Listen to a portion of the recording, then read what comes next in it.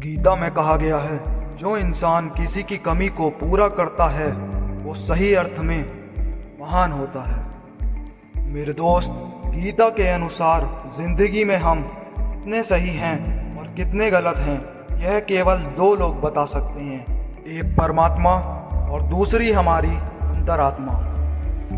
यारो, जब तक शरीर है तब तक कमजोरियां तो रहेंगी ही, इसलिए कमजोरियों की चिंता छोड़ो और जो सही कर्म है उस पर अपना ध्यान लगाओ। किसी का अच्छा ना कर सको तो किसी का बुरा भी मत करना, क्योंकि दुनिया कमजोर है लेकिन दुनिया बनाने वाला नहीं। सच्चा धर्म यह है कि जिन बातों को इंसान अपने लिए अच्छा नहीं समझता उन्हें दूसरों के लिए भी प्रयोग ना करे। मेरे दोस्त, मन की शांति से बढ़कर संसार में कोई भी संपत्ति नहीं है।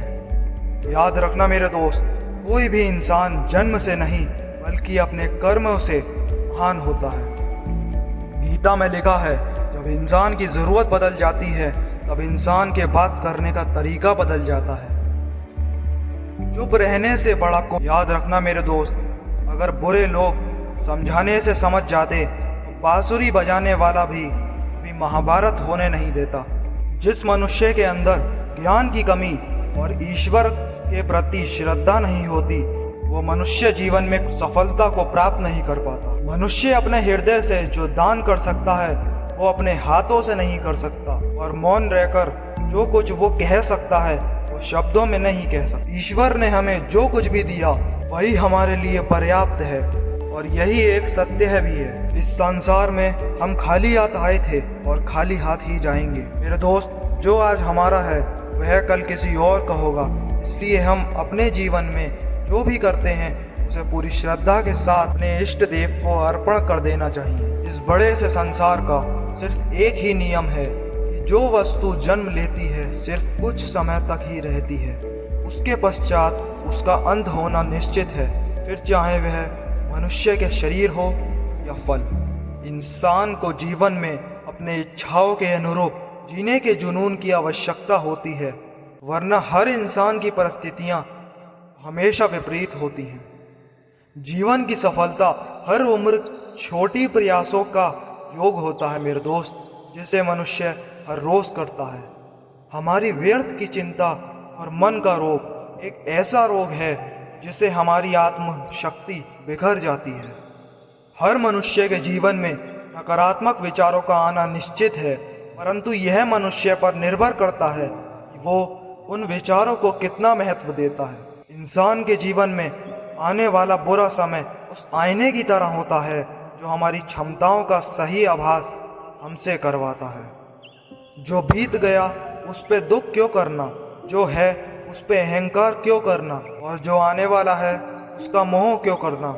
ईश्वर की शक्ति, मनुष्य का होश, भावनाएं और मन की गतियां के माध्यम से सदा उसके साथ रहती हैं। जो मनुष्य सदैव दूसरों पर संदेह करता है उस मनुष्य को कभी भी लोक में प्रसन्नता और सफलता हासिल नहीं होती है। बुद्धिमान व्यक्ति किए गए अपने द्वारा कर्मों को और अपने ज्ञान को हमेशा एक ही रूप में देखता है। मेरे दोस्त, हमें खुद सोचना चाहिए कि खुद में बदलाव लाने में कितना कठिन होता है, तो फिर क्यों हम दूसरों के बदलाव लाने को सरल सोचते हैं।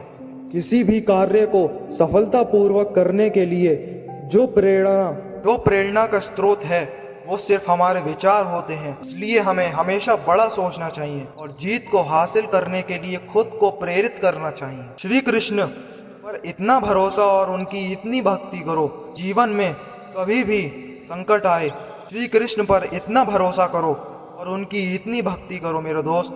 जीवन में जब भी संकट आए तो चिंता स्वयं श्री कृष्ण करें। इस प्रकार दीपक में तेल समाप्त होने पर दीपक बुझ जाता है, ठीक उसी प्रकार मनुष्य के कर्म जब क्षीण होने लगते हैं तब उस मनुष्य का भाग्य भी नष्ट होने लगता है। इस पृथ्वी पर ऐसा कोई भी मनुष्य नहीं जो कि अपनी आशाओं को पूर्ण कर सके, कि मनुष्य की आशा उस समुद्र के समान होती है जिसे कभी भी भरा नहीं जा सकता। इंसान का स्वार्थ काफी ताकतवर होता है और यही वजह है कि कभी कभी हमारे शत्रु हमारे मित्र बन जाते हैं और हमारे मित्र हमारे शत्रु बन जाते हैं। जीवन में कभी हताश मत होना सफलता का मूल मंत्र होता है।